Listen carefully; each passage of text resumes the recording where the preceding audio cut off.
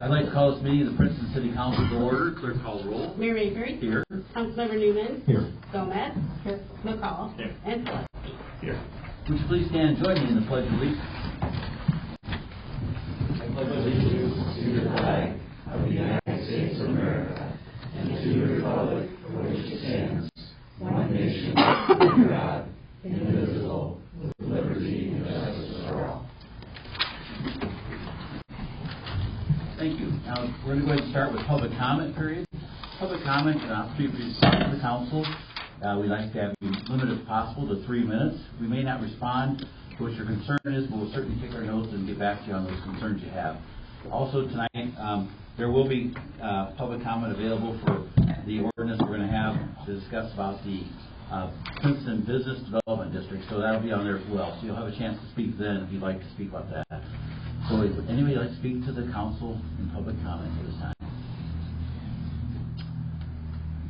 Seeing none, we'll go ahead and go for the approval of the minutes, please. I move that we approve the minutes from our regular council meeting on February 17th, 2026. Second. We have a motion and a second on those minutes. Is there any questions or comments from the council concerning those minutes? Seeing none, clerk call the roll. Councilmember Newman. Aye. Gomez. Abstain. McCall. Aye. Gillespie. Aye. And Mayor Mabry. Aye. Thank you. Now on to our invoices with City Clerk Janet Henning. In the Department of Accounts and Finances, we have $45,330.34. Department of Streets and Public Improvement, $129,774.60. Department of Public Safety, $138,216.73. And the Department of Public Property and Utilities, $224,384.88, with a grand total of $537,706.45. Mayor, all council members present have confirmed the reviews of all the invoices, and they're now submitted for disposition. I move that we approve the invoices as presented. Second. We have a motion and a second for those invoices. Is there any questions or comments from the council concerning those invoices? Seeing none, clerk call the roll. Councilmember Newman. Aye. Gomez. Aye. McCall. Aye.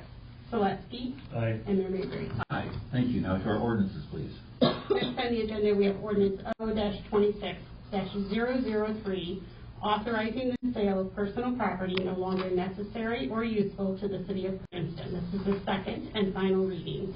I move that we approve ordinance O-26-003. Second. We have a motion and a second. Again, this is a second reading on this, and Teresa explained to us that some additional equipment that was no longer necessary for the fire department. And so, with that said, clerk call the roll. Councilmember Newman. Aye. Gomez. Aye. McCall. Aye.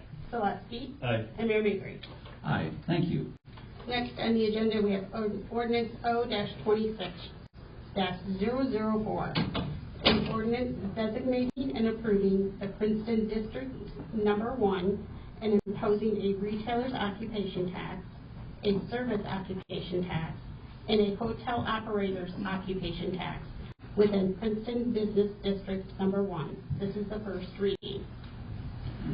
I move that we advance ordinance O-26-004 to the second reading. Second. We have a motion and a second, and what we're going to do is we're going to have Michael Ziering get up, please, to the podium and just give us again another overview of what we're doing tonight, please. So this has been something that's been talked about quite a few times, but the Business Development District is an incentive district where we can utilize sales tax money for the specific purpose of helping businesses open, stay, expand in Princeton. There's a lot of other eligible expenses such as engineering and things like that that other incentives districts don't offer, such as enterprise zone or TIF, things like that. So it's going to give us the latitude to be very aggressive about our economic development efforts by offering something that a lot of other communities utilize to gain attraction to their town by incentivizing them to do business in their town. We're going to keep you up there at the podium, then, Michael, if you would, please. Sure. What we're going to do is, Michael, we have 2 more meetings on this, or 2 more parts of this whole process. Go explain that, if you would, please. We have The public hearing? The public hearing and the passing of the second ordinance are on the same date. On the same It's night. on March 16th. And again, stand fast if you don't mind. And we're going to get to the audience if you have any questions. So what I'd like to do is, we've had 2 weeks since this was discussed. We've had some people, I've had 2 emails, and I'll come back to my thoughts. But I'd like to have the council one more time, give your thoughts, and then we're going to go ahead and hopefully pass this ordinance tonight.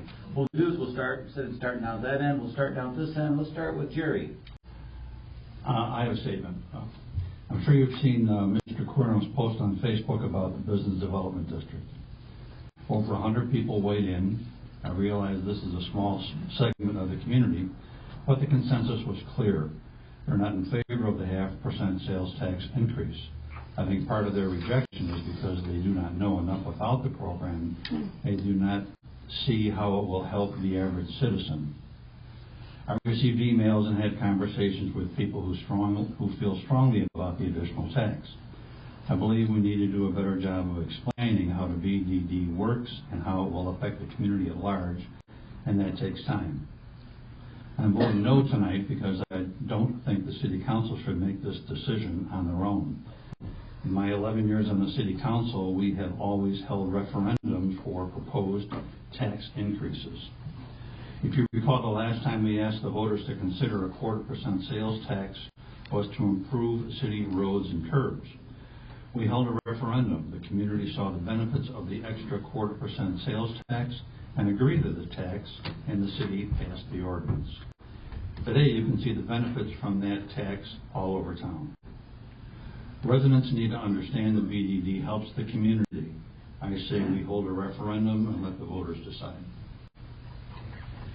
Thank you, Jerry. Appreciate that. Michael? I would disagree that we haven't educated the voters enough. I think we've done a really good job of over-educating. The point of doing this as the committee, having the town hall, almost 100 people there, I think was a great turnout. Once they understood what it was, they were for it. We had not even a negative review from that, I would say. It was a very positive thing. One thing I've always said, I'll never follow Facebook. And for a million reasons, you're going to have keyboard warriors on there. Half the people you don't even know are from Princeton. It doesn't matter. I had 3 emails in the last 2 weeks, and that's it. I've talked to a lot of people about this, a lot of businesses. And once I explained it to the businesses, they seemed to be for it because it was going to help them retain business in the end as well. You know, down the road, we need to get business. We've got Michael Studsky in the last meeting pointed out we have 21 empty spots from north to south on Main. That is not something we had a few years ago. And we are going in the wrong direction. This needs to be for our future generations. This isn't about the here and now, it's about our future generations as well, starting to spend that money in the right areas. We've been very transparent that it would be handled and voted on by the council for all these things, so we are transparent in having it up front. I think this is a good thing.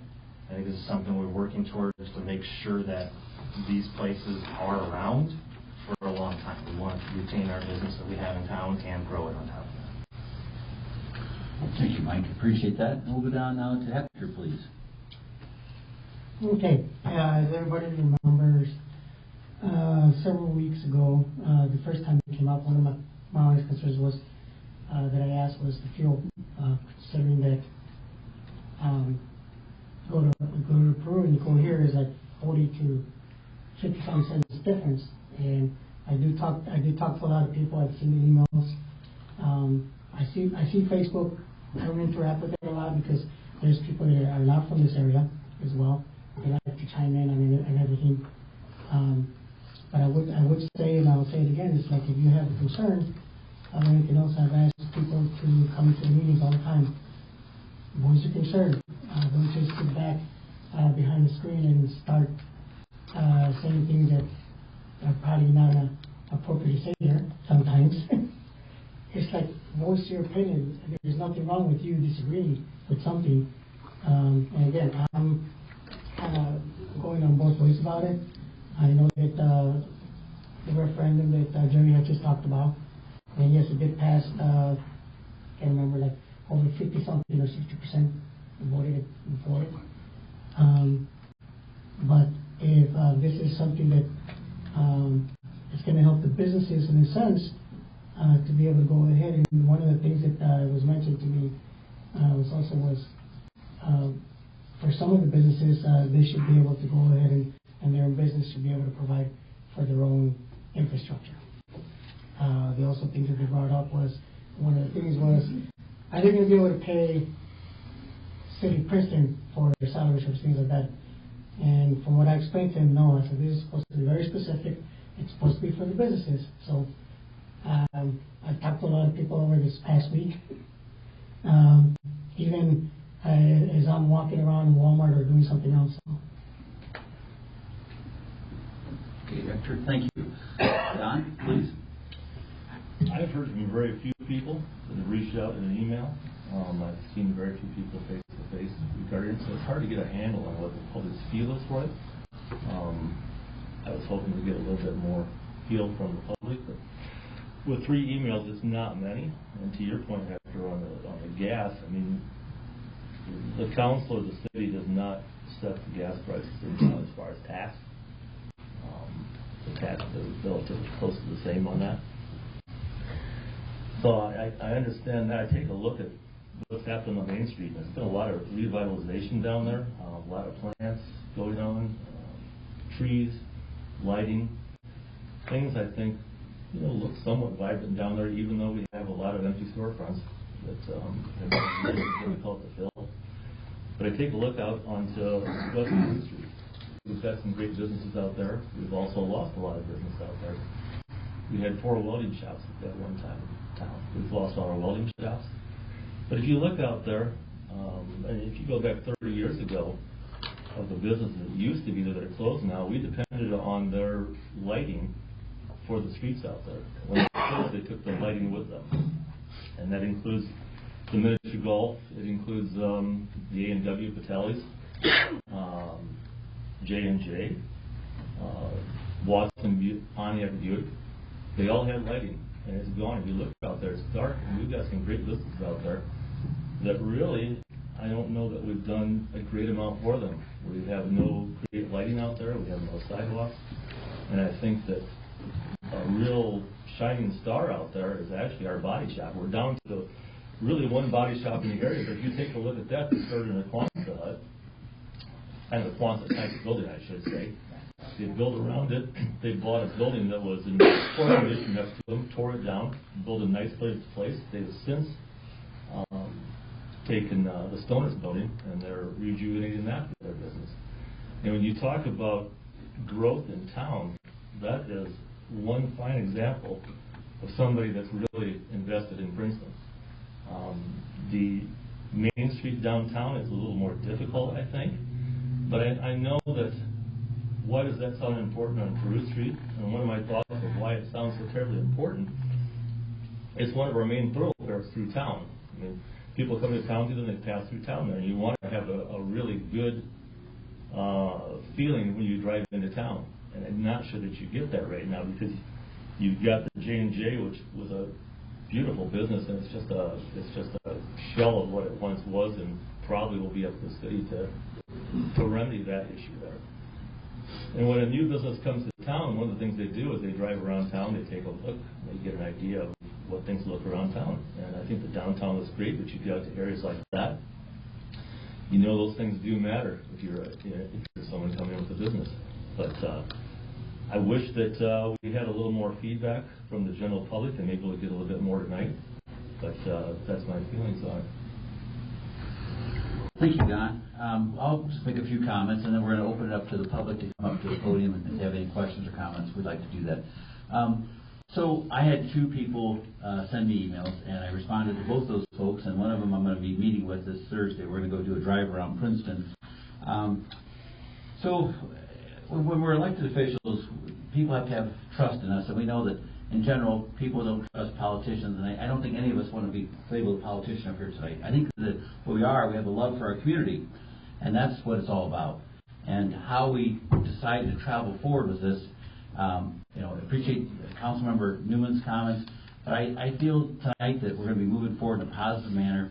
I know there's going to be some stopgaps in there when people will have a committee they'll have 2 of the council members will be on that committee for the initial applications, and they'll be able to screen those and get a feel what we're trying to do. And if we decide we want to add a person from the community, we certainly can add an additional person from the community to assist us with screening those applications. But my point would be is then it comes before the council for final approval. So we do have some checks and balances in place. I was downtown Naperville last week, and there's a really neat statue, and it's two people shaking hands, and you read the little plaque with it, and it talks about the private and the public sector working together in Naperville the past 30 years, and how they have to cooperate together. And that's what we're doing. We're working as a public sector, working with our private entities to build our community in a positive manner, and that's what it's all about. So with everybody's input, I appreciate that. I'd like to now refer to the people in the audience here, if they'd like to speak on this issue tonight, to come forward. And all you have to do is just state your name. We're glad to have you tonight. Is there anyone who'd like to speak?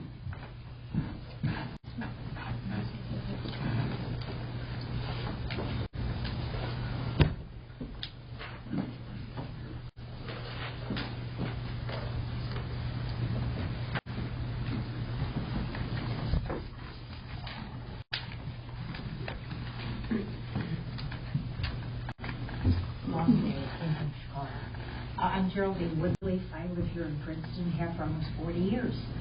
I went around to businesses, but my first question is this. Which businesses will not use the tax to fix something that will be charging their customers this additional 0.5%? I'm rather confused, and so are a lot of other people. So it's not going to be the cars. It's not going to be on gasoline. Is it basically restaurants and bars? Is it Ace Hardware? Sure. So, Michael, we're going to bring you back up, but I can certainly start to answer that question. So, it's a retail sales tax. So, if you go into Sherwin-Williams and buy a gallon of paint, you're going to be charged that extra 0.5%. That's what we're looking at on that purchase. So, in other words, M. Johnson's carpet? If you're buying flooring, you're paying that extra 0.5%. Okay. Well, I did talk to business people. I didn't talk to everybody. I do have signatures. All the business people I talked to didn't want it. The others that I talked to were afraid to sign for their retaliation. I do have signatures of people that live here that signed and said no. I met one man that said sure. Now, this is a couple weeks ago when this first started. I run out of time to go around and just get signatures. But that's what I've heard from the people. And as far as understanding and knowing, I'm very sorry, but a lot of people have not seen anything. I don't do social media. Half the people don't do social media. And where some of this stuff has been, even as I said before, when those papers were handed out, how many people came to the meetings? There weren't that many people because nobody understood and nobody was told, even when those two papers were handed out. We had 6 people at the first one, and supposedly 12 at the second, and then we had almost 60 when we were at the Metro Center. That's nothing. If you think everybody knows, they don't know. I'm sorry. Thank you, Geraldine. Next, anyone else like to speak? For, against, neutral, whatever? And I'll be 110 if it goes for 23 years. That's another thing they don't like. Okay. So with that all said, I want to thank the group that started on this project 6 or 8 months ago. They put a lot of time and effort into this. I think we got some good people that we've teamed up with. Herb Klein, the attorney from over in South Peru, that's familiar with BDB. Coles McDaniels from Hometown Consultants. We've got him on board. So I think it's just part of our toolbox. Not one thing's going to solve all of our problems, but we got a toolbox of tools we can use to help bring our community forward in a positive manner. With that said, if there's no other questions or comments from the council, I'm going to go ahead and ask the clerk to call the roll. Councilmember Newman. No. Gomez. At this point, I have to say nay. McCall. Aye. Seletsky. Aye. And Mayor Reardon. Aye. Thank you. Next on the agenda, we have Resolution R-26-004. This is a resolution of the City of Princeton, Bureau County, Illinois, abating the 2025 levy pertaining to the $1.170 million general obligation refunding bond, alternate revenue source, Series 2014D. I move that we approve Resolution R-26-004. Second. We have a motion and second. Is there any questions or comments from council concerning this? It's just housekeeping, right? This is when we had the list of all the other abated ones, we missed this one. So we just want to make sure we're doing our correct paperwork here. Very good. The devil's in the details. Very good. Thank you. Clerk, call the roll. Councilmember Newman. Aye. Gomez. Aye. McCall. Aye. Selesky. Aye. And Mayor Mabry. Aye. Next on the agenda, we have Resolution R-26-005, authorizing the city manager to enter into contracts and joint participation agreements with the state of Illinois on behalf of the city of Princeton. I move that we approve Resolution R-26-005. Second. Motion and second. Teresa, just elaborate on that, please. Sure, it's really exciting. This is so that we can purchase salt for the street department. Each year when we put in for the bid on that, we have to show that either I have authority, and if the council has changed, we have to redo the resolution. So that's all it is, so we can go in and get our purchase order for the salt next year. That's great. We mean for next year, right? Appreciate it. Well, yeah, actually. Okay. Well, it could be this year. Next year's fiscal year. Very good. Thank you, Teresa. And that's where the joint purchasing comes in. That's the point of buying it through the state. Perfect.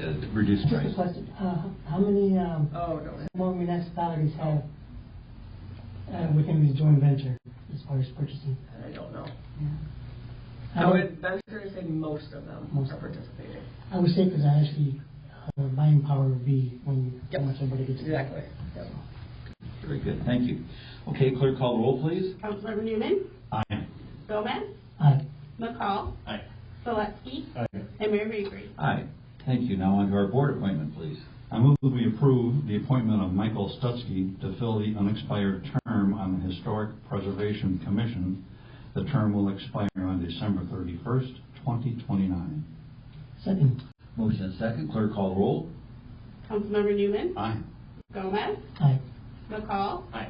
Selesky. Aye. And Mayor Mabry. Aye. Thank you. Now to our city manager report, please. You know what? First thing on the report, go back and forth here. The monthly financial report, this is actually ending December, so we're going back a couple months here.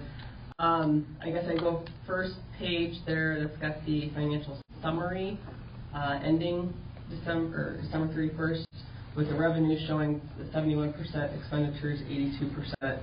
If you flip through the financial report and you go to the bar charts, that's a little bit easier to see where the spending is in comparison to what we budgeted, and the expenditures versus what we look at. If you look at streets on page 6, this is what kind of causes that revenue expenditures to be off a little bit. You'd think your revenues are going to be higher than your expenditures, not necessarily because you haven't collected all of that sales tax yet, because you budget for the entire year. So it's going to show streets improvement is going to be overspent in a way, but it's because we haven't collected all of the sales tax yet. So it does throw some of those off a little bit. But the sales tax is up a couple months. It's level a couple of the other months. So we're still averaging about, I'm averaging slowly here, about 4,000 to 5,000, sometimes 9,000 more than last year at during each of these months. So we're not jumping a ton, but we jumped significantly during COVID, so we're still up there. So hotel motels hanging about the same as it has been, and you have your call volumes in here too, and then the balances on all of our CDs if you are curious on all of that. Secondly, in the packet is your Princeton Police Pension Fund report for ending the month of January 31st of 2026. And then I believe the very last page is just a reminder for cemetery cleanup notice. After March 15th, city crews will begin removing of any winter decorations and grave coverings for the city of Princeton cemeteries. Please remove any items you'd like to keep before March 15th. In your update that I sent on Friday, please note that we did plan to do the budget planning session for fiscal year '27 prior to March 16th meeting. That's going to be a crazy, chaotic day. So I'm proposing we move it to the next Monday at 5 or 5:30, something like that. So if everybody's okay with that. Makes sense. And 5 works for everybody? Is that a little too early? We're good? Okay. It's the week ahead of the 16th? No. After. After. Okay, got it. Maybe the 23rd. 23rd. Okay. Teresa, anything else? No. Okay, thank you, Teresa. Appreciate that. I'm going to step down here to the podium with my mayor's report. Okay.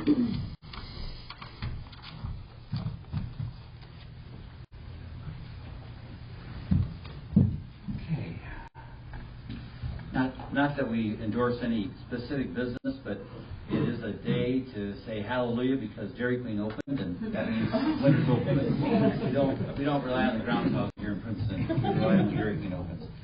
A couple things. The council's been invited. There's a Illinois Valley Pads, which is the unhoused shelter.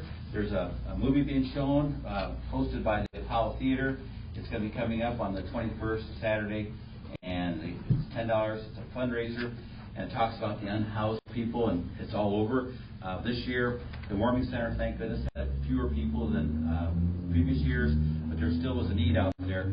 A lot of times if at all possible, if we have unhoused people that qualify to go over to Peru, Peru's been real good about taking our unhoused people and working with us on a regular basis, and we appreciate Carol Elkhorn and her staff over there at the Peru Pads shelter. Next thing I'd like to just bring up is I'm the only mayor that always tells people when I get a chance to visit that there's communities you need to go visit that really are an inspiration. And I was thinking today about a little town. I call it Casey, Illinois, but actually it's Cassie, Illinois. And it's only a town of 2,400 people. And they have 12 of the largest items. And before you roll your eyes and say, what is he talking about? It's just so cool to see a little town and how they have taken, basically, they had no real attraction to the community, and they brought in these items that was built, custom built by a business owner in Casey, Illinois. So you get a chance to take a field trip between now and when you get busy here back with spring chores. It's 3 hours south of here. So we can learn from a little town about how to attract people. And we're not going to be doing the same thing as they do, but you go to a town like that, it's clean and neat, it's very welcoming, and I would say the key takeaway besides that fact is Mr. Jim Boland, he's 61 years old. He has a business there. It's a pipeline welding company, and he was born in Casey, and he was educated there. His wife's from there, and they adopted their community, and they show that community. It's just the attention to detail and all the things they do for their community. I think that we're fortunate in Princeton. We have business owners and both men and women that have contributed to our community over the years. Every time I go out to the Metro Center, I think about, I never met Mr. Shoemake, but I want to give Mr. Shoemake a big hug, because has anybody here ever met Mr. Shoemake? But it's Shoemake Hall, and when he died, his estate left money for our Metro Center, and hence they dedicated the hall to him, Shoemake Hall. I think about when we go to the Park District, we got George Ziering, and I never met George Ziering, darn it, and John, you knew George Ziering, maybe? I don't think so. I think I knew some other ones, but I don't think I knew him. Yeah, so we appreciate the Ziering family and their donation they made for a beautiful park. So it takes people that love their community and give back to the community. I've got the opportunity, I've told you before about having the mentorship. The high school's got a program, a vocational program, where you get seniors for 5 days a week from 1 o'clock to 3. So you only get them for a 2-hour window of time. And these are seniors that may not go on to, say, a traditional 4-year college, but they may go to a 2-year college or a trade school. And one of the things we do in our life skills of having them for 2.5 months during semester is we have them read the book. It's an autobiography by Dick Nelson. It's called Paving the Road to Success. And again, another person in our community, Dick and his wife, Mrs. Nelson, they donate so much back to the community on a regular basis, and we appreciate what they've done for our communities, and their legacy lives on. So thank you for those investments that people will make in our community and continue to make. With that said, now we're going to have, under Positive Princeton, we've got 2 folks here that are representing the Princeton closet.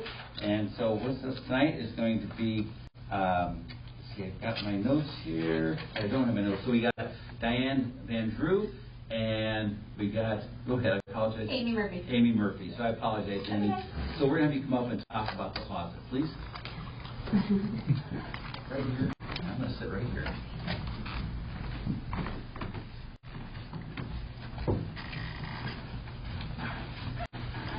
Well, thank you, Mr. Mayor and council members, for having us here to talk about the closet.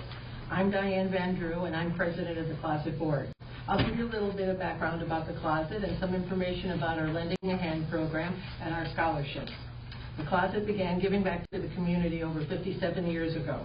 It all started when teachers traced the feet of migrant children on brown paper bags to find the correct shoes and boots for them.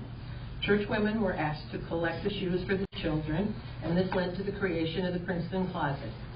Church Women United opened the store to provide reasonably priced shoes, clothes, and other items for migrant children, and their families who might be too proud to ask for charity. Church Women United disbanded 8 years ago, and a board of 7 took over the closet.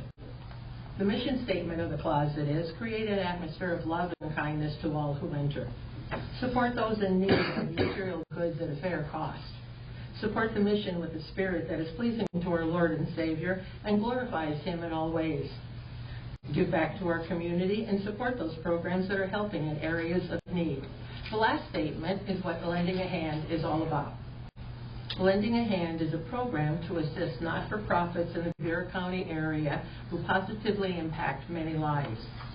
If an organization receives tax revenue from Bureau County, they are not eligible for this program. The application for Lending a Hand can be found on our website, Princeton Closet.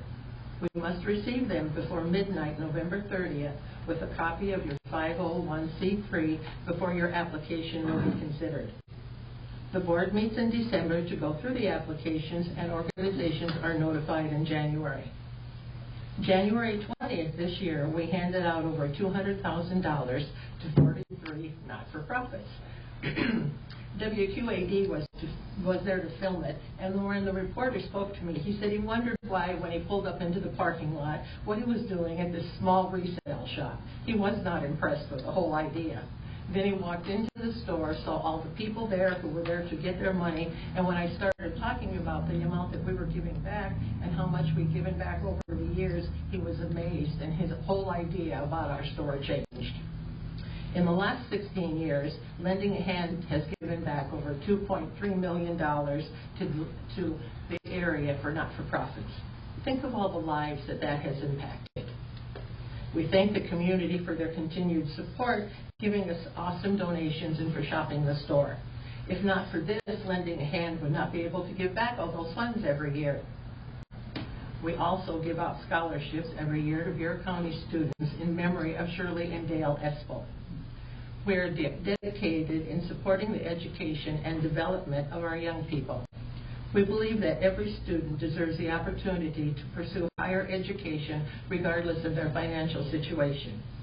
We believe that investing in the lives and education of young people is one of the most important things we can do to support future success of our communities. Scholarships can also be found on our website. We must receive them by April 1st. Scholarship applications are a one-time of at least $1,000 to at least 3 high school graduating seniors in Bureau County. The money is sent directly to the school they will attend. This past year, we gave out $15,000 to area students. Over the last 16 years, we've given out over $104,000 in scholarships. Amy Murphy, the manager of the closet, is going to talk about some of the partnerships, and then I have a closing statement. Hi, everyone. You mentioned the communities that make a difference, and the closet would not be able to do what it does without everybody who chooses to donate and shop with us. We are trying to educate the community this year because the closet has been around for 56, 57 years, but I believe that people don't really understand what we do or what we're really about, and it's our job to try to help communicate that. So last year we celebrated our 56 years. This year we're really trying to highlight our partners and how our support affects our partners. So the 44 different organizations that receive grants from us, what would happen if they didn't, and how do they use our grants? And all of that happens because of the donations and because of the shopping and support of the community. So it's really incredible. And last week we did a food drive, so you'll see a lot of different things happen this year, trying to highlight the different organizations that we support. We had all 4 of the food pantries come in, raise money individually. We collected food on their behalf. And in researching that, it just even educated me on so much that I don't know that all these nonprofits are doing, all these tireless volunteers and their time to help improve their communities and help those in need. And that makes us feel really proud to be part of that at the Closet. We partner with Ace Hardware. We partner with Gateway. I wrote down the fire department in the past has needed things from us. Local churches. We've worked with the Lutheran Church on helping rehome things, trying to think about sustainability, and there's always somebody that might need something, so not to instantly think that it should just go in the trash, try to find someone who might need it.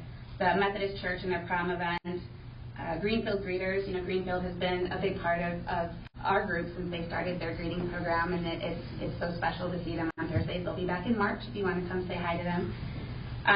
Freedom House, we work very closely with Freedom House in Aruba and Tri-County. When people are struggling, they can come in and confidentially receive some help that they might need. The Chamber, we've worked closely with Jenica and just trying to partner with the retailers in town to maximize on traffic or events and how we could be of assistance to any of the retailers, and they in turn help assist us. And the students from Princeton High School, we have the staff students come 5 days a week and learn skills, and we have the privilege of working with them and learning from them as well. So it's really special, and we appreciate your support in helping us continue to do the work that we're doing. Thank you, Amy. And I want to thank the community for its support. I want to thank our volunteers and all of our staff. Without them, we wouldn't be able to give back to the community every year. In the last 16 years, the combined amount between lending a hand and scholarships that we have given back is $2.4 million. Excuse me. I spoke to a Bureau Valley pre-K class in November during Community Involvement Week, and the little boy summed up our donations really well when he said, "That's a lot of money." So thank you. And does anybody have any questions? I have a question. I know you probably get a lot of donations. I'm sure a lot of them are high quality. There's probably some things that need to really be sorted through. How do you accomplish your volunteerism for the sorting process? There you go. Yeah, I've been at the Closet for a little over a year, and when I started there, I was really impressed with how, if you ever want a tour of the back of the house, you're welcome anytime. We'll show you a look behind the scenes, but we have every area is divided, and our volunteers, most of them have been with us over 5 years, and they're very passionate about their certain areas. We, again, try to not throw anything in the garbage if we don't have to. Right. The environment is very important to me, and it's very important to a lot of us that work at the Closet. We've started a lot of recycling programs where last year we even started, in the warmer months, we would put a lot of stuff out for free. Mm-hmm. Our customers decide whether they want to buy something that's been donated. We do our best to turn it over, but some things people just aren't interested in, and instead of having to put something in the garbage, we started that, and people actually were starting to request, look forward to that day, and that'll start again as soon as the weather gets warmer. So we do get a lot of really good things. We do get some things that aren't very good. Right. We do get some things we're forced to throw in the dumpster for one reason or another, but we also have that big semi at the end of our building. That truck recycles clothing, shoes, linens, and there's a recycling plant in Carroll Stream. I visited that last year, and lots of those things get a second home, which is also heartwarming. So you've got a really good base of volunteers that come and help you, as opposed to using a lot of public service hours and high school kids. We need both. You got okay. Yeah, honestly, we have a lot of both, and we help. If somebody needs a non-violent crime and needs community service hours, we're able to assist that as well. And we've had some really fabulous people come through that just needed to give some hours back, and we love all kinds of help like that. Interesting. Thanks for the presentation. It's been informative. Thank you. Thank you. Any other questions? Okay, one more round of applause.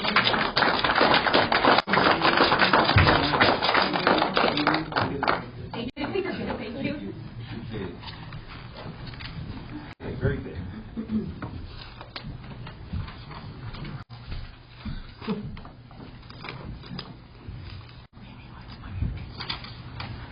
Okay, now we're going to go to old business. I know we still have these two subjects on the old business, e-bikes and electric scooters. Nothing new on that. We're still waiting for the state of Illinois to hear some clarification there. And then on the THC infused beverages, same thing. We're kind of waiting here. I heard a couple places pulled those beverages. Yeah, I think the federal government's working on some stuff with that too right now. At least locally, I know one place they said they had it and they discontinued it out of safety concerns. So that's good. Very good. Okay, any new business before the council? Any old business before the council? Any public comment? I apologize. Any public comment? It could be about anything you'd like to discuss with the council. Okay, seeing none, go ahead, Jerry, if you would, please. I move that we adjourn our regular council meeting this evening and make it on Monday, March 16th, 6 p.m. at City Hall for our next council meeting. Second. We have a motion second. Clerk call the roll. Councilmember Newman. Aye. Gomez. Aye. McCall. Aye. Gillespie. Aye. And Mayor Bakery. Aye. This meeting's adjourned. Feel free to stick around and talk to your council members. Thank you. I'm going to stick around. I'll pull the tape.